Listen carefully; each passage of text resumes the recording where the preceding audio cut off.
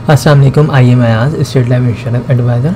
दोस्तों, आज की वीडियो में मैं आपको बताऊंगा कि स्टेट लाइफ इंश्योरेंस से पिछले दिनों एक डेथ क्लेम की मद में चेक अदा किया है, और ये जो चेक जो अदा किए गए हैं, ये चेक जो है रावलपिंडी चक बेली खान के गांव में मोहम्मद कदीर साहब की वफ़ात पर इनकी बेवा को ये चेक अदा किए गए हैं।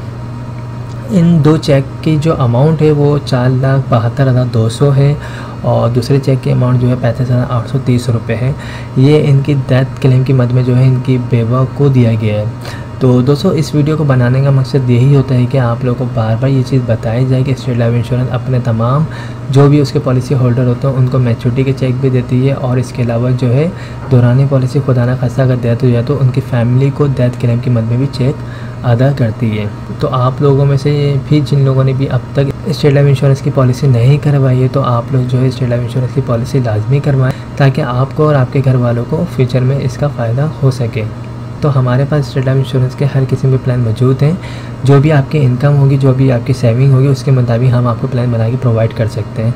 तो जिन लोगों ने भी अब तक स्टेट लाइफ इंश्योरेंस से पॉलिसी नहीं ली है, वो मुझसे रब्ता कर सकते हैं। मेरा नंबर स्क्रीन पर आ रहा है 0313 2618 209। Thanks for watching. खुदा हाफिज़।